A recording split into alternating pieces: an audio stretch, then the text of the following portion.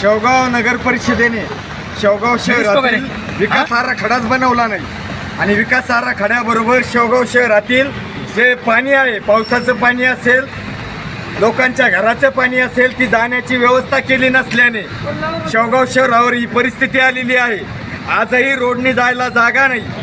टपरीधारकांच्या दुकानात या ठिकाणी पाणी शिरलेले आहे। नगर परिषदेचं कोणतंही या ठिकाणी नियोजन शेवगाव शहराच्या बाबतीत नसल्याने गेल्या 10 वर्षापासून नगर परिषद प्रस्थापित झालेली असतानाही या ठिकाणी शेवगाव शहर अत्यंत दयनीय अवस्थेत आहे आणि त्याचा भारतीय कम्युनिस्ट पक्ष आणि आमचे समविचारी पक्ष निलेश लंके प्रतिष्ठानचे लोक या ठिकाणी या परिस्थितीचा जाहीर निषेध करतायत।